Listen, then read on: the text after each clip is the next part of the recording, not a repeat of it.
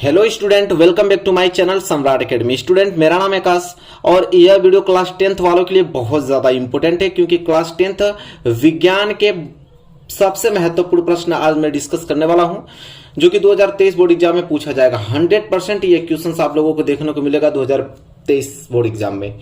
तो मेरे प्यारे विद्यार्थी, वीडियो को लाइक नहीं किए तो लाइक कर दीजिए और चैनल पर नए होंगे तो चैनल को सब्सक्राइब करके बेल आइकन को प्रेस कर लीजिए। और पहला प्रश्न का शुरुआत में करता हूं यहां से और आप लोगों को भी कमेंट में इसका आंसर बताते चलना है। पहला प्रश्न यह है कि अम्लीय वर्षा का जल का संभावित पीएच मान है। कह रहा है कि अम्लीय वर्षा के जल का जो पीएच मान होता है वो संभवतः कितना होता है, बताइए। ऑप्शन दिया हुआ है 4, आपको बताना है सिर्फ 5.2, 6.3 की 7.2 की 8.2। ठीक है, बताइए कौन सा राइट आंसर होगा। तो मैं आपको बता दूं कि अम्लीय वर्षा का जल जो होता है उसका जो पीएच मान होता है वो 5.2 होता है। कितना होता है? 5.2। ठीक है, ऑप्शन ए इस क्वेश्चन का राइट आंसर हो जाएगा। और दूसरा प्रश्न यह है कि लेड नाइट्रेट का रासायनिक सूत्र है।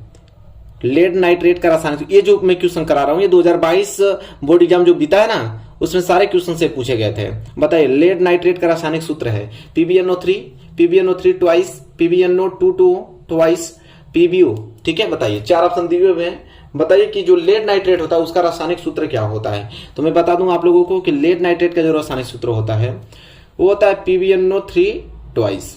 ठीक है, ऑप्शन बी इस क्वेश्चन का राइट आंसर हो जाएगा। चलिए इसी के साथ बढ़ेंगे क्वेश्चन नंबर तीसरे की तरफ। क्वेश्चन नंबर तीसरा है कि फफोलेदार तांबे में कापर की प्रतिशत मात्रा है। कह रहा है कि फफोलेदार तांबे में जो कापर होता है वो कितना प्रतिशत होता है। ठीक है, कापर जो है कितना परसेंट होता है, किसमें? तो फफोलेदार तांबे में 98%, 2%, 70%, 30%।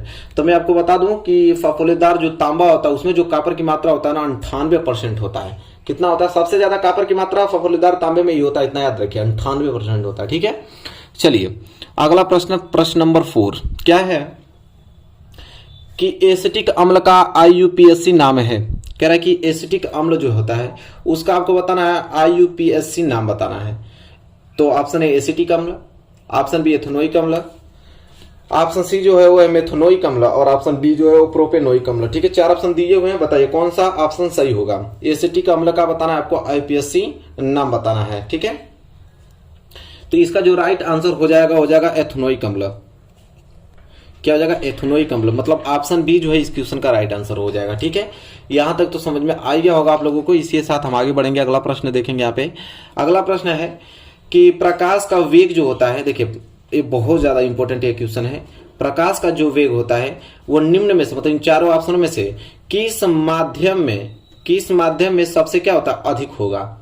कह रहा है कि 4 ऑप्शन दिए हुए हैं, बताना है कि जो प्रकाश का वेग होता है इन जो 4 माध्यम दिया हुआ है इन माध्यम में मतलब किसमें सबसे अधिक इसकी वेग होगा। ठीक है, वायु में होगा कि जल में कि कांच में कि निर्वात में। तो सबको मालूम है कि प्रकाश का वेग किस माध्यम में सबसे ज्यादा तेज होगा भाई, तो निर्वात में। निर्वात में सबसे ज्यादा अधिक होता है। ठीक है, ऑप्शन डी जो है उनका राइट आंसर हो जाएगा। तो यह प्रश्न नंबर 5 था, ये भी क्लियर हो गया। और प्रश्न नंबर 6 की तरफ बढ़ेंगे। ठीक है, बहुत सारे बहुविकल्पीय प्रश्न भी है, बहुत सारा अति लघुत्तरीय है। ठीक है, लघुत्तरीय दीर्घोत्तरीय सभी हमने मिक्स कर दिया, जितने भी क्वेश्चन पूछे गए थे 2022 में। अब क्वेश्चन नंबर 6 क्या है कि पादप में जाइलम का मुख्य कार्य है। कह रहा है कि पादप मतलब पौधा में जो जाइलम होता है उसका क्या कार्य होता है? जल का संवहन करता है कि भोजन का संवहन, कि उत्सर्जित पदार्थ का संवहन करता है कि सभी का संवहन करता है। ठीक है, बहुत ही ज्यादा इंपॉर्टेंट ये क्वेश्चन बताना है आप लोगों का। तो देखिए, पादप मतलब पौधा में जो जाइलम का कार्य होता है ना वो जल का संवहन का कार्य होता है, वो जल का संवहन करता है। कौन? जाइलम। ठीक है, चलिए question number 6 clear. Question number 7 आपके सामने बताना है, बहुत ज्यादा इंपॉर्टेंट ये क्वेश्चन है, हर साल आता है लगभग, कि ओम के नियम के अनुसार धारा व विभवांतर में ग्राफ बनेगा। ठीक है, तो मैं आपको बता दूं कि देखिए ओम के नियम के अनुसार जो धारा और विभवांतर में जो ग्राफ बनता है वो एक सीधी रेखा में बनता है। तो एक सरल रेखा में, वृत्त में, टेढ़ी मेढ़ी रेखा, किनमें से कोई नहीं। तो एक सीधी रेखा कोई सरल रेखा कहते हैं, तो हो जाएगा एक सरल रेखा में। ठीक है, चलिए प्रश्न नंबर 7 बहुत ज्यादा इंपॉर्टेंट प्रश्न है। चलिए इसी के साथ प्रश्न नंबर 8 की तरफ। क्या है प्रश्न नंबर 8? कि एक उत्तल दर्पण की फोकस दूरी होगी जिसकी वक्रता त्रिज्या 32 सेंटीमीटर है। अब फोकस दूरी, तो फोकस दूरी का फार्मूला आपको मालूम है कि F बराबर क्या होता है? R/2, ये फार्मूला होता है।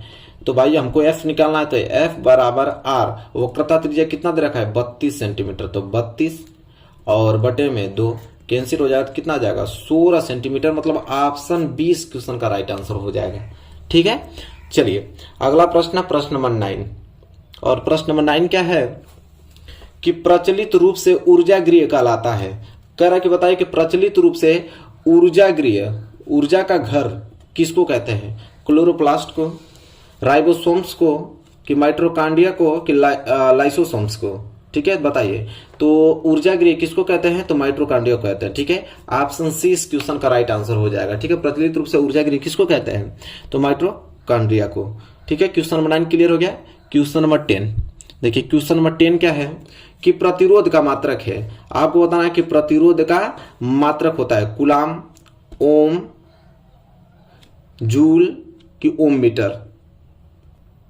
ठीक है, बताइए। 4 ऑप्शन दिया हुआ है, तो बहुत ही ज्यादा सिंपल है इसका आंसर, तो आप लोग आराम से बता देंगे कि क्या होगा। तो प्रतिरोध का मतलब क्या होता है? कूलाम। क्या होता है? Coulomb, simple. तो ये 10वां क्वेश्चन था बहुविकल्पीय का। आई होप क्लियर हो गया होगा। तो यहां तक तो आप लोग क्या देखें, बहुविकल्पीय प्रश्न देखे हैं। इसके बाद हम लोग देखेंगे लघु उत्तरीय और दीर्घ उत्तरीय महत्वपूर्ण प्रश्न। चलिए देखिए, अगला प्रश्न बहुत ही ज्यादा काफी मोस्ट इंपोर्टेंट है। देखिए यह प्रश्न आप लोगों को किसी कीमत पे याद होना चाहिए। क्या है कि कह रहा है कि वायु में जलाने से पहले मैग्नीशियम के फीते को साफ क्यों किया जाता है? कह रहा है कि वायु में जलाने से पहले जो मैग्नीशियम के फीता होता है उसको साफ क्यों किया जाता है? तो देखिए इसका आंसर लिखेंगे कि मैग्नीशियम की अभिक्रियाशीलता अधिक होने के कारण यह वायुमंडलीय ऑक्सीजन तथा नमी से अभिक्रिया करके मैग्नीशियम ऑक्साइड तथा हाइड्रोक्साइड की एक अक्रिय परत बना लेता है।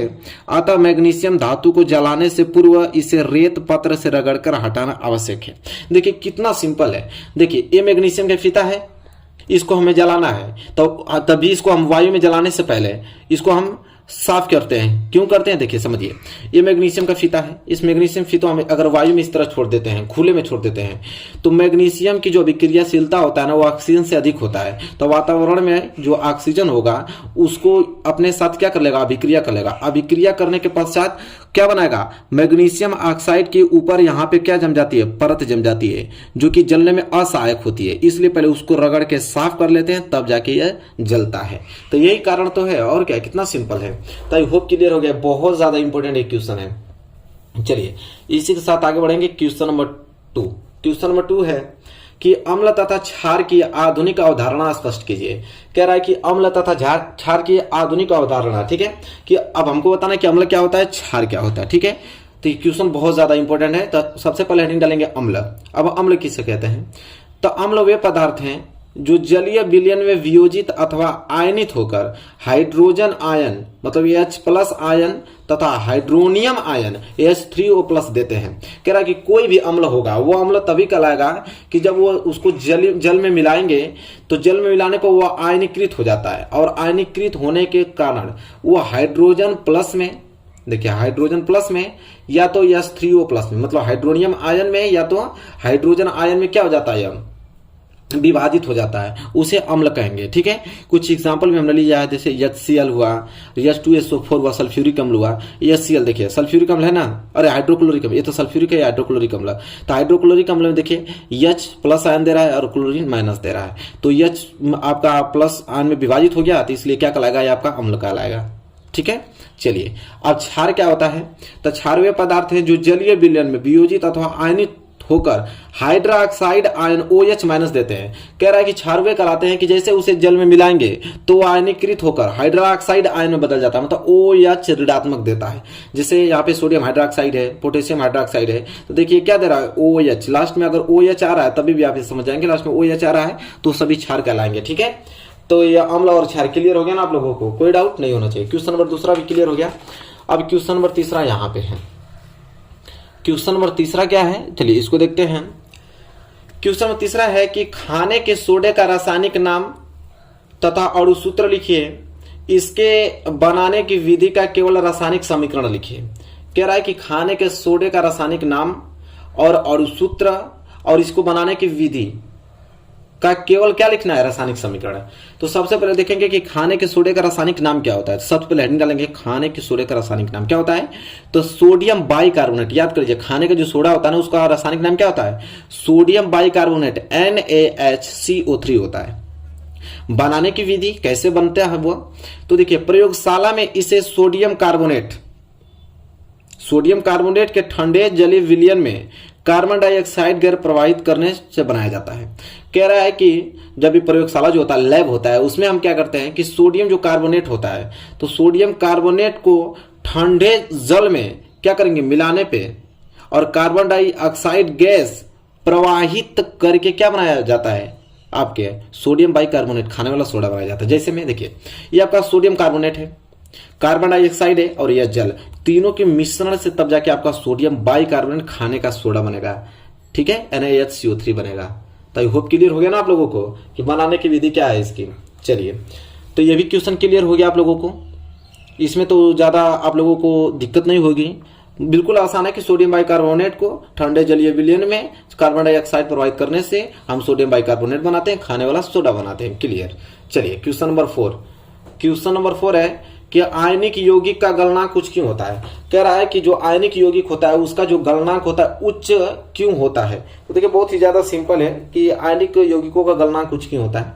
तो उत्तर लिखेंगे कि जो आयनिक यौगिकों का गलनांक उच्च होता है, क्यों होता है, क्योंकि विपरीत आवेश युक्त आयनों के मध्य उपस्थित प्रबल अंतर आयनिक आकर्षण बल को तोड़ने के लिए बहुत अधिक ऊर्जा की आवश्यकता होती है। कह रहा जो आयनिक यौगिक होता है ना, तो आयनिक यौगिक में होता है एक प्लस एक ऋणात्मक, मतलब एक धनात्मक एक ऋणात्मक। तो धनात्मक ऋणात्मक एक दूसरे को आकर्षित करके एकदम जकड़ लेता है, एकदम मजबूत बना लेता है। जब उसको गलाते हैं तो भाई कोई चीज मजबूत है तो उसको गलाने में अधिक से अधिक ऊर्जा देना पड़ेगा ना, तो अधिक ऊर्जा देना पड़ेगा। तो इसीलिए आयनिक यौगिकों का गलना कुछ इसीलिए होता है क्योंकि एक चीज आयनिक यौगिकों में एक ऋणात्मक एक धनात्मक होता है और उनका आकर्षण बहुत ज्यादा हो जाता है, मजबूत हो जाता है। अब भाई उसको अगर आपको छोड़ाना है तो उतना ही अधिक पावर लगाना पड़ेगा ना, तो इसलिए उच्च ताप लगाते हैं ताकि वो विखंडित हो जाए। चलिए क्वेश्चन नंबर 4 देखिए, मोस्ट स्टार बना रखा हूं मैं आगे से कि कौन से क्वेश्चन बहुत ज्यादा महत्वपूर्ण है। चलिए अगला क्वेश्चन है, क्वेश्चन नंबर क्या है, 5वां। क्वेश्चन नंबर 5वां है कि भर्जन एवं निस्तापन को उदाहरण द्वारा समझाइए। कह रहा है कि भर्जन एवं निस्तापन को उदाहरण के द्वारा हमें समझाना है। तो चलिए देखते हैं भर्जन क्या होता है और निस्तापन क्या होता है। देखिए भर्जन क्या होता है कि सांद्रित अयस्क को वायु की नियंत्रित मात्रा की उपस्थिति में गलनांक से नीचे परंतु उच्च ताप पर गर्म करके ऑक्साइड में परिवर्तन करने की क्रिया भर्जन कहलाती है। देखिए कितना सिंपल है, सांद्रित अयस्क को वायु की नियंत्रित मात्रा की उपस्थिति में, मतलब वायु रहना चाहिए, वायु की नियंत्रित मात्रा की उपस्थिति में, और एक और बता दो, गलनांक से नीचे परंतु अधिक ताप पर गर्म करके हम क्या बनाएं, ऑक्साइड बनाएं। तो ऑक्साइड में परिवर्तन करने की क्रिया ये आपका क्या कहलाता है, भर्जन कहलाता है। ठीक है, यहां पे उदाहरण आप बोला था, तो देखिए उदाहरण हमने यहां पे दे रखा है जिंक सल्फाइड का। ठीक है, देखिए जिंक सल्फाइड है, ऑक्सीजन की उपस्थिति में यहां पे मैं इसको गर्म कर रहा हूं, तो देखिए जिंक ऑक्साइड बना रहा है और सल्फर डाइऑक्साइड बना रहा है। ठीक है, तो ये उदाहरण आप लोगों उसमें पूछा था ना कि भर्जन निस्तापन को उदाहरण द्वारा समझे, तो भर्जन का आपने परिभाषा बता दिया, उदाहरण भी हमने एक बता दिया। यहां तक तो सारी चीजें क्लियर। अब निस्तापन की बारी है, तो निस्तापन देखेंगे और उसका भी उदाहरण देखेंगे। देखिए ये हटा देता हूं मैं इसको, निस्तापन। अब निस्तापन क्या होता है, तो देखिए भर्जन और निस्तापन की परिभाषा से में थोड़ा सा हल्का सा चेंज है। जैसे सांद्रित अयस्क को वायु की अनुपस्थिति में, बस यही अंतर है, उसको हम वायु की उपस्थिति में रखते हैं, इसको वायु की अनुपस्थिति में, बस। तो सांद्रित अयस्क को वायु की अनुपस्थिति में उसके गलनांक के नीचे और उच्च ताप पर गर्म करके क्या बना जाए, ऑक्साइड में परिवर्तन करने की प्रक्रम ही निस्तापन कहलाता है। तो देखिए कितना आसान है, बस उसको वायु की उपस्थिति में और निस्तापन को वायु की अनुपस्थिति में गलनांक के नीचे उच्च ताप पर गर्म करके ऑक्साइड में परिवर्तन करने की क्रिया ही निस्तापन कहलाता है। और भर्जन क्या था कि सांद्रित अयस्क को वायु की उपस्थिति में गलनांक के नीचे उच्च ताप पर गर्म करके ऑक्साइड में परिवर्तन करने की क्रिया ही भर्जन कहलाती थी, और वायु की अनुपस्थिति में सारी जो प्रक्रिया होंगी वो आपका निस्तापन कहलाएगा। बस सिंपल, बहुत ही ज्यादा सिंपल है। उदाहरण में देखिए, उदाहरण एक हमने बनाया है, वहां पे उदाहरण लिख लीजिए। ठीक है, चलिए, तो उदाहरण भी नोट कर लीजिए और उसका भी उदाहरण नोट कर लिए होंगे। आगे बढ़ते हैं, प्रश्न इंपोर्टेंट है, ठीक है, इसको एकदम अच्छे तरीके से लर्न कर लीजिएगा। चलिए, अगला प्रश्न है, पूछता है भाई कि खनिज और अयस्क में अंतर। देखिए क्या है, उदाहरण देते हुए खनिज तथा अयस्क को स्पष्ट कीजिए। पूछता है कि खनिज और अयस्क में अंतर बताइए, डायरेक्ट पूछता है। तो देखिए, सबसे पहले एक साइड खनिज लिखेंगे और एक साइड क्या लिखेंगे, अयस्क लिखेंगे। और खनिज में पहला पॉइंट क्या बोलेंगे कि देखिए, प्रकृति में भूपर्पटी के नीचे धातुएं जिन यौगिकों के रूप में पाई जाती हैं उन्हें खनिज कहते हैं। कह रहा है कि जो हमारी भूमि है, तो भूपर्पटी के नीचे कोई भी धातु जिन यौगिक के रूप में, जिस तरह आपके यौगिक के रूप में वो पाई जाएगी, ठीक है, वो आपका क्या कहलाएगा, वो खनिज कहलाएगा। ठीक है, क्या कहलाएगा, खनिज कहलाएगा। अयस्क क्या होता है कि जिस खनिज में जो धातु होता है अधिक मात्रा में उपस्थित हो तथा उससे धातु को आसानी से एवं कम खर्च में प्राप्त किया जा सके, उसे अयस्क कहलाता है। ठीक है, चलिए, खनिज में दूसरा पॉइंट कि सभी अयस्क, दुनिया के जितने भी अयस्क हैं सबको हम खनिज कह सकते हैं। और अयस्क में दूसरा पॉइंट यह है कि सभी खनिज अयस्क नहीं होते हैं। देखिए, सभी अयस्क खनिज होते हैं, लेकिन सभी खनिज अयस्क नहीं हो सकते हैं। ठीक है, तीसरा पॉइंट यह है कि सभी खनिजों को, जितने भी खनिज हैं, सभी खनिजों को धातु निष्कर्षण के लिए प्रयुक्त नहीं किया जा सकता। लेकिन अयस्क की बात करें तो सभी अयस्कों को धातु निष्कर्षण के लिए प्रयुक्त किया जाता है। ठीक है, आई होप आप यहां तक तो सारी चीजें क्लियर हैं, आपको कोई डाउट नहीं होना चाहिए। इसके बाद है, उदाहरण पूछा था ना, तो देखिए कॉपर पायराइट, ये क्या है, खनिज है। ठीक है, और इसका सूत्र क्या होता है, CuFeS2। उसी तरह अयस्क की बात करूं तो हार्न सिल्वर, ये क्या होता है, अयस्क होता है, AgCl, हार्न सिल्वर। ठीक है, हार्न सिल्वर इसे कहते हैं। क्लियर हो गया कि नहीं यहां तक? तो खनिज और अयस्क में अंतर भी आपने देख लिया कि खनिज और अयस्क में अंतर क्या होता है। ठीक है, चलिए, ये प्रश्न नंबर 6 था ना। प्रश्न नंबर 7 की तरफ देखिए, सारे इंपोर्टेंट है, सारे पे स्टार बनाओ, सभी इंपोर्टेंट है। क्या है, प्रश्न नंबर 7वां क्या है, देखते हैं। कह रहा है कि धातुओं की सक्रियता श्रेणी से आप क्या समझते हैं? हाइड्रोजन से अधिक सक्रिय एवं दूसरा कम सक्रिय, ऐसे एक एक धातु का नाम लिखिए। पहले तो हमें बताना है कि धातुओं का सक्रियता श्रेणी होता क्या है, फिर बताना है कि हाइड्रोजन से अधिक सक्रिय और दूसरा कम सक्रिय, एक उदाहरण बताना है, कोई भी एक धातु बताना है कि जो हाइड्रोजन से अधिक सक्रिय हो, एक और बताना है कि जो हाइड्रोजन से कम सक्रिय हो, ऐसे बताना है हमें। ठीक है, कोई भी धातु। तो सबसे पहले हम जानेंगे धातु की सक्रियता श्रेणी होती क्या है। तो देखिए, उत्तर में कैसे लिखेंगे कि विभिन्न तत्वों को उनके घटते या बढ़ते हुए मानक इलेक्ट्रोड विभव के आधार पर, कह रहा है विभिन्न तत्वों को, अलग अलग तत्वों को उनके घटते या बढ़ते हुए मानक इलेक्ट्रोड विभव के आधार पर क्रम से व्यवस्थित करने पर एक श्रेणी प्राप्त होती है, जिसे विद्युत रासायनिक श्रेणी या सक्रियता श्रेणी कहते हैं। देखिए, सक्रियता श्रेणी को हम विद्युत रासायनिक श्रेणी भी कहते हैं। अलग अलग तत्वों को अगर उसके घटते क्रम में या तो बढ़ते क्रम में अगर एक मानक इलेक्ट्रोड विभव के आधार पर अगर मैं उसको व्यवस्थित कर दूं, सजा दूं, तो वही श्रेणी ही विद्युत रासायनिक श्रेणी या सक्रियता श्रेणी कहलाती है। या तो घटते क्रम में या तो बढ़ते क्रम में उनके मानक इलेक्ट्रोड विभव के आधार पर अगर मैं उसको घटते क्रम में सजा देता हूं या बढ़ते क्रम में सजा देता हूं, तो वही आपकी श्रेणी ही सक्रियता श्रेणी कहलाती है। ठीक है, फिर हमसे पूछा था कि हाइड्रोजन से कोई अधिक सक्रियता श्रेणी सक्रिय वाला धातु बताइए और हाइड्रोजन से कोई एक कम सक्रिय वाला धातु बताना है। तो देखिए, लिखेंगे विद्युत रासायनिक श्रेणी में हाइड्रोजन से ऊपर स्थित धातु सोडियम अधिक सक्रिय है, क्योंकि हाइड्रोजन से अधिक सक्रिय आपका सोडियम होता है, जबकि हाइड्रोजन से नीचे एक धातु होता है सिल्वर, Ag, वो आपको हाइड्रोजन से कम सक्रिय धातु होता है। तो एक एक पूछा था ना, तो बताना तो पड़ेगा ही। तो यहां तक कंप्लीट आंसर आपका होता हुआ क्वेश्चन नंबर 7 का। क्लियर? चलिए, क्वेश्चन नंबर 8 की तरफ बढ़ते हैं। क्वेश्चन नंबर 8वां देखिए, बहुत ही ज्यादा इंपॉर्टेंट क्वेश्चन नंबर 8वां है। क्या है, कह रहा है कि प्रयोगशाला में सर्वप्रथम किस कार्बनिक यौगिक का निर्माण हुआ था, उसका नाम एवं सूत्र लिखिए और संबंधित अभिक्रिया भी आपको देना है। सबसे पहले जो प्रयोगशाला हुआ था उसमें सर्वप्रथम किस कार्बनिक यौगिक का निर्माण हुआ और उसका नाम बताइए और सूत्र भी लिखना है। ठीक है, और अभिक्रिया भी देना है। तो सबसे पहले लिखेंगे यूरिया का। सर्वप्रथम प्रयोगशाला में किस कार्बनिक यौगिक का निर्माण हुआ था, तो यूरिया, जिसका सूत्र होता है NH2CONS2। देखिए क्या बोलेंगे, NH2CONS2।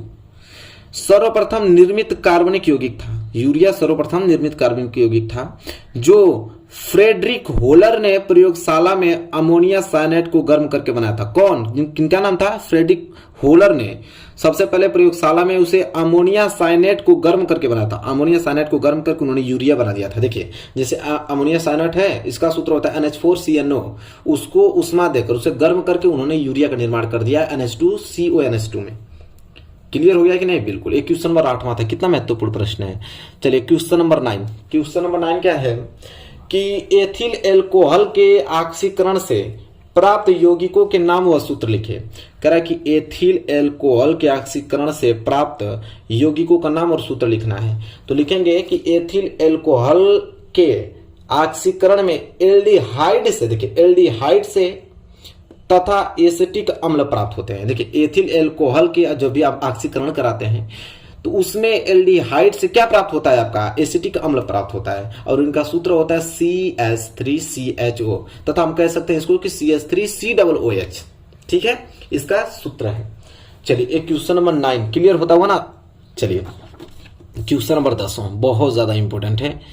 कह रहा है कि रुधिर और लसिका में अंतर स्पष्ट कीजिए। ठीक है, कह रहा है कि रुधिर और लसिका में अंतर बताइए। तो लोग हेडिंग डालेंगे रुधिर और लसिका में अंतर, और एक साइड रुधिर जिसको ब्लड कहते हैं, लसिका जिसे लाइम कहते हैं। ठीक है, तो रुधिर में पहला पॉइंट लिखेंगे कि यह गहरे लाल रंग का तरल संयोजी उत्तक है। जो रुधिर होता है किस रंग का होता है? तो गहरे लाल रंग का होता है। और लसिका तो यह रंगहीन तरल संयोजी उत्तक है। यह रंगहीन, देखिए लसिका रंगहीन होता है और रुधिर ब्लड जो है आपका वो आपका गहरे लाल रंग का होता है।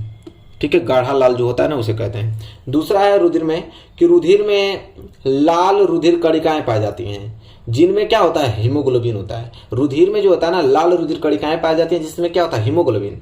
और लसिका में, तो लसिका में लाल रुधिर कणिकाएं नहीं पाई जाती हैं, सिंपल। इसके बाद तीसरा पॉइंट है रुधिर में कि रुधिर में प्रोटीन्स अधिक मात्रा में पाई जाती है। रुधिर में जो प्रोटीन्स होती है वो अधिक मात्रा में पाई जाती है। और लसिका में लिखेंगे कि लसिका में प्रोटीन्स अपेक्षा कम, मतलब इसके अपेक्षा रुधिर के पाया जाता है, लेकिन रुधिर की अपेक्षा कम पाया जाता है। क्या? प्रोटीन्स। चौथा पॉइंट यह है कि इसमें कार्बन डाइऑक्साइड तथा वर्ज्य पदार्थ कम मात्रा में होते हैं। जो रुधिर में कार्बन डाइऑक्साइड कम मात्रा में पाए जाते हैं, लेकिन लसिका में बात करें तो कार्बन डाइऑक्साइड तथा जो और अधिक पदार्थ होते हैं वो अधिक मात्रा में पाए जाते हैं। ठीक है, तो सिंपल कार्बन डाइऑक्साइड का रोल लीजिए कि जो रुधिर में कम पाए जाते हैं कार्बन डाइऑक्साइड, लेकिन लसिका में ज्यादा पाए जाते हैं, बस। और लास्ट अंतर 5 अंतर कम से कम तो दे ही दीजिए।